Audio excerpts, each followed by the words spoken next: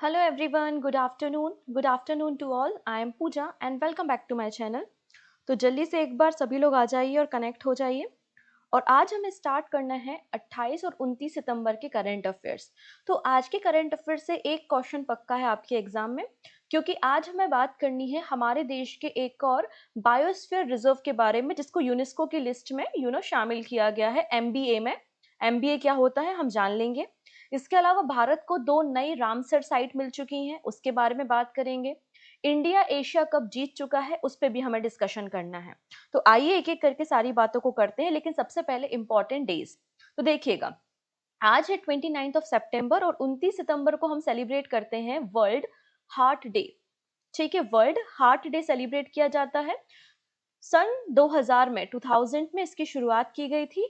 किसके द्वारा? World health federation और डब्ल्यूएचओ के द्वारा। इसकी थीम क्या है? Don't don't miss a beat. Don't miss a beat आपको इसकी थीम देखने को मिल जाएगी। आजकल आप लोगों ने न्यूज में भी देखा होगा कि रेबीज के केसेस बढ़ते जा रहे हैं। रिसेंटली एक क्रिकेटर की भी डेथ हो गई थी रेबीज से। ठीक है, हमारे जो पेट एनिमल होते हैं, डॉग वगैरह होते हैं, तो उनके बाइट करने से, इनफैक्ट उनके नाखून वगैरह भी अगर हमें लग जाते हैं तो रेबीज होने का खतरा होता है। सो वर्ल्ड रेबीज डे मनाया गया। कब मनाया गया? 28 सितंबर को। 28 सितंबर को एक्चुअली डेथ एनिवर्सरी होती है लुईस पाश्चर की, और इन्होंने ही पहला रेबीज वैक्सीन तैयार किया था। इस दिन की शुरुआत 2007 में की गई थी। कौन सेलिब्रेट करता है? Global alliance for rabies control, WHO और world organisation for animal health के कोलैबोरेशन से। नाउ बात करते हैं about the theme. So world rabies day की थीम क्या है? Act now, you me and community. ठीक। अब 28 अब सितंबर को फोर्थ संडे भी था, चौथे नंबर का संडे आपको देखने को मिला। तो हम लोगों ने वर्ल्ड रिवर्स डे सेलिब्रेट किया है। हमारी जो नदियां हैं जिसमें फ्रेश वाटर पाया जाता है, तो नदियों को हमें प्रोटेक्ट करना चाहिए और सस्टेनेबल प्रैक्टिस की तरफ काम करना चाहिए, पानी को कंजर्व करना चाहिए। इसलिए वर्ल्ड रिवर्स डे मनाया जाता है फोर्थ संडे को, जो कि 28 सितंबर को था। इस दिन की शुरुआत मार्क एंजेलो ने की थी। मार्क एंजेलो ने क्या किया था? जो थॉमसन रिवर है ब्रिटिश कोलंबिया में, उसको क्लीन करने का काम किया था। और पहले कोलंबिया रिवर डे मनाया गया, उसके बाद इसको रिकॉग्नाइज किया गया कि इंटरनेशनल लेवल पे हम इस दिन को जो है सेलिब्रेट करेंगे। तो 3 इंपॉर्टेंट डेज हमने देख लिए। अब ध्यान से समझिएगा, कॉपी पेन लेकर बैठो। कॉपी पेन लेकर नहीं भी बैठे हो तो इसकी पीडीएफ आप टेलीग्राम से डाउनलोड कर लेना। टेलीग्राम में इसकी पीडीएफ मिल जाएगी, क्लास ओवर होने के बाद डिस्क्रिप्शन में लिंक है। और ऑलरेडी एप्लीकेशन पे फ्री नोट्स वाले सेगमेंट पे ऑलरेडी अपलोड हो चुकी है। देखिएगा, भारत को 2 नई रामसर साइट मिली हैं और ये दोनों नई रामसर साइट आपको बिहार राज्य में देखने को मिलेंगी। तो इसके साथ साथ बिहार में अब आपको 5 रामसर साइट देखने को मिलेंगी। मेरी बात समझ में आ रही है? भारत को 2 नई रामसर साइट मिली हैं, जिसके बाद भारत में total number of Ramsar site की संख्या 93 हो चुकी है। ये दोनों जो नई रामसर साइट है ये बिहार राज्य में है, और अब बिहार के पास टोटल 5 रामसर साइट आपको देखने को मिलेंगी। अब वो 2 नई रामसर साइट कौन कौन सी हैं? तो एक है गोकुल जलाशय और दूसरा है उदयपुर झील। अब यहाँ पे बच्चा कंफ्यूज हो जाएगा। अगर आप गूगल भी करोगे, उदयपुर झील डालोगे, तो उदयपुर जिसको लेक सिटी कहा जाता है, उदयपुर की झील आपको देखने को मिलेंगी। अब ये जो उदयपुर झील है, ये भी एक उदयपुर झील बिहार राज्य में आपको देखने को मिल जाएगी। ठीक है, कहाँ पर? वेस्ट चंपारण में। तो यहाँ पर इंडिया को 2 नई रामसर साइट मिली है, दोनों की दोनों साइट्स बिहार में है। एक है गोकुल जलाशय जो कि बक्सर में है, दूसरा है उदयपुर झील जो कि आपको वेस्ट चंपारण में देखने को मिलेगी। इसी के साथ भारत में टोटल 93 रामसर साइट हो चुकी हैं, जिनका टोटल एरिया 13,60,000 हेक्टेयर आपको देखने को मिल जाएगा। ठीक है, अगर हम बात करते हैं गोकुल जलाशय के बारे में, जो कि बक्सर बिहार में है, ये आपको गंडक नदी पर देखने को मिलेगा। और गंडक नदी जो कि ट्रिब्यूटरी या फिर सहायक नदी है गंगा की, तो आपको ये गंगा नदी के आसपास देखने को मिल जाएगा। ये आपको एक ऑक्सबो लेक देखने को मिलेगी। ऑक्सबो लेक कुछ इस तरीके से आपको देखने को मिलती है, घोड़े की जो नाल होती है ना, उस तरीके से आपको देखने को मिलती है। ठीक है, तो ऑक्सबो लेक आपको गोकुल जलाशय देखने को मिल जाएगा। और लगभग 50 बर्ड स्पीसीज का ये यहाँ पे आपको सराउंडिंग में 50 बर्ड स्पीसीज आपको देखने को मिलते हैं। अब यहाँ पर ऑक्सबो लेक के बारे में बात हुई है। ये आपको यू शेप्ड की एक लेक देखने को मिलती है, जो कि कर्व्ड होती है बेंड ऑफ रिवर। इसको हम कट ऑफ लेक भी कहते हैं, इसी को हम लूप लेक के नाम से भी जानते हैं और इसी को हम हॉर्सशू लेक भी कहते हैं।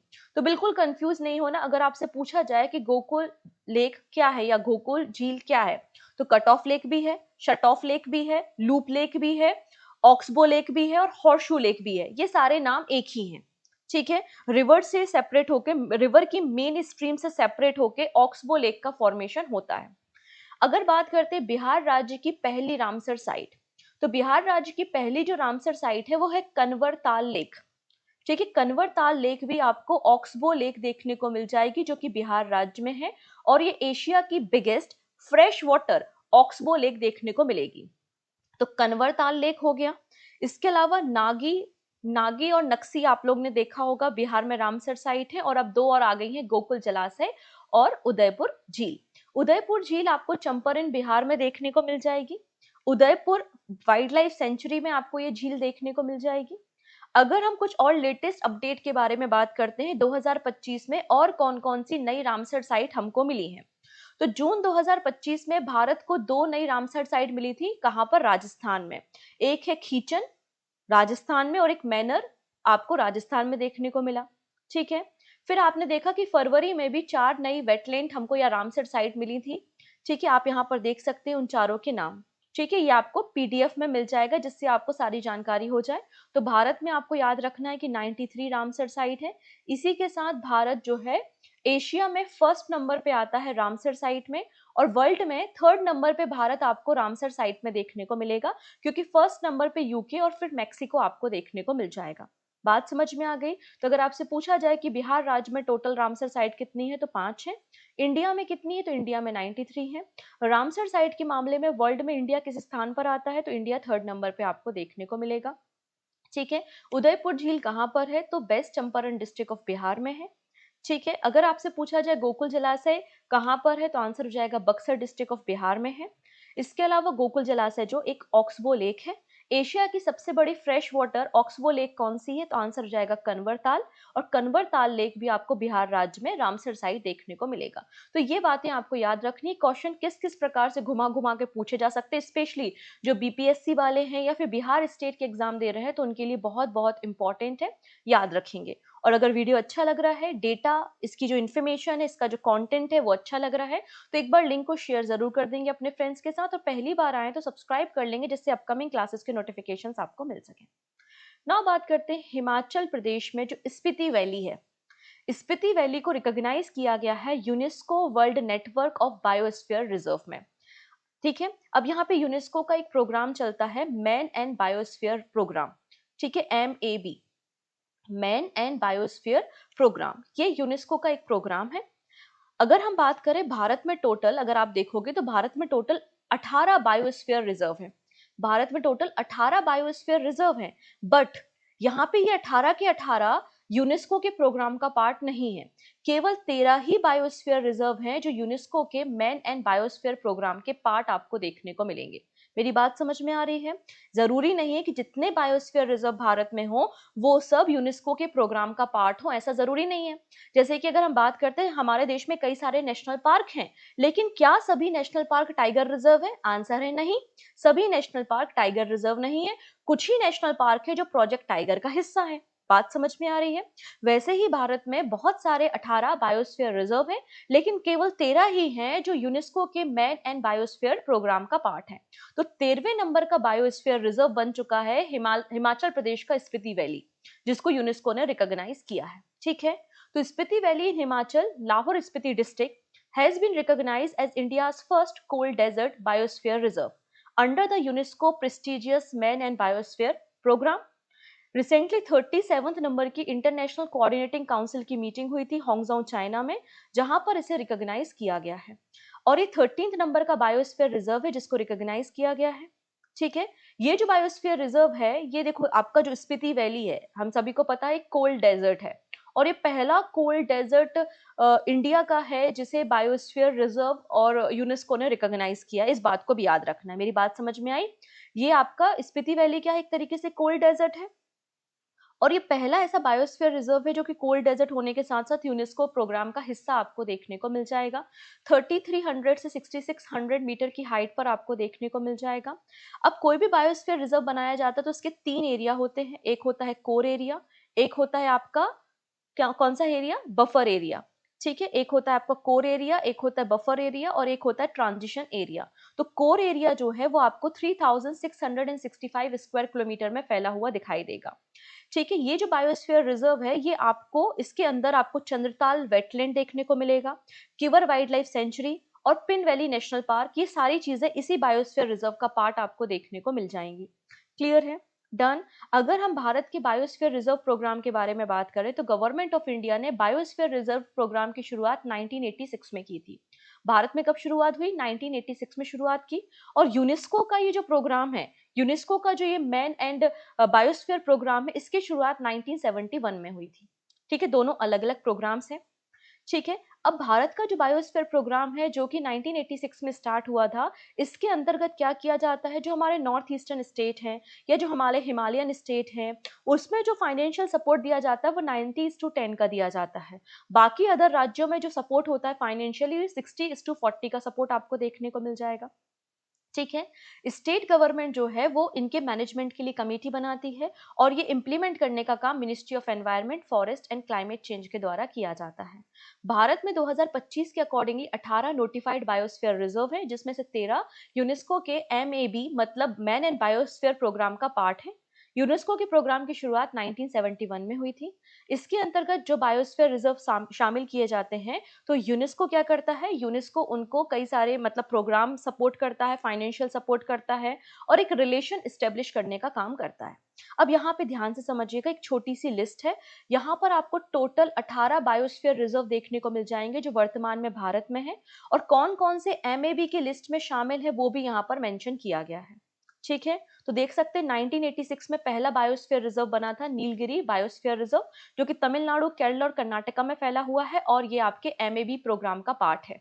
फिर Nanda Devi biosphere reserve, Nokrek biosphere reserve Meghalaya में है, गल्फ ऑफ मन्नार तमिलनाडु में है, सुंदरबन सभी को पता है वेस्ट बंगाल में है, मानस बायोस्फीयर रिजर्व जो कि मानस नेशनल पार्क का ही पार्ट है आसाम राज्य में है, ग्रेट निकोबार अंडमान निकोबार में है, सिमलीपाल उड़ीसा राज्य में है, डिब्रू सिखोबा आसाम राज्य में है, दिहांग दिबांग अरुणाचल प्रदेश में, पचमढ़ी सतपुड़ा की रानी पचमढ़ी मध्य प्रदेश में।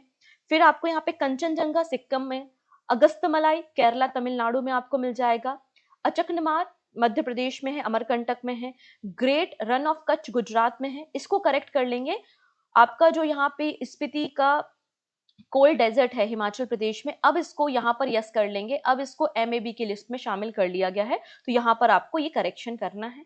ठीक है, तो टोटल 13 हो चुके हैं। तो इस तरीके से 18 बायोस्फीयर की रिजर्व की लिस्ट आपको मिल गई है। कहाँ पर है, मैच द कॉलम में पूछा जा सकता है, तो आप एक बार इसे याद कर लीजिएगा। टोटल 13 ऐसे बायोस्फीयर रिजर्व है जो कि MAB की लिस्ट में शामिल किए गए हैं। ठीक है, डन। चलो अगली कहानी को समझते हैं। यहाँ तक का मामला आई थिंक समझ में आ गया होगा। ना बात करते हैं डुगोंग के बारे में। डुगोंग को हम सी काऊ भी कहते हैं। ठीक है, तो India's first dugong conservation reserve in park way Tamil Nadu receive IUCN recognition. IUCN का मतलब क्या होता है, international union for conservation of nature. तो IUCN ने रिकॉग्नाइज किया है इंडिया के पहले डुगोंग कंजर्वेशन रिजर्व को, जो कि आपको तमिलनाडु में पार्क वे में देखने को मिल जाएगा। और इसे प्रपोज करने का काम ओमकार फाउंडेशन के द्वारा किया गया था अबू धाबी में।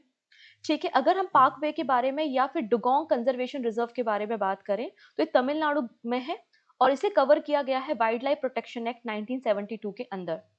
अगर हम डुगोंग के बारे में बात करें तो डुगोंग एकमात्र ऐसा मरीन हर्बीवोरस मैमल है जो कि घास खाता है। सी ग्रास जो होती है ना, समुद्र के अंदर पाई जाने वाली घास, उस पे निर्भर करता है। तो एकमात्र समुद्र में पाया जाने वाला मैमल जो कि हर्बीवोर है, मतलब शाकाहारी है, उसका नाम क्या है, डुगोंग है। ये आपको generally gulf of Mannar, gulf of Kutch में देखने को मिलते हैं और इनकी एस्टिमेटेड पॉपुलेशन 200 के आसपास बताई जाती है।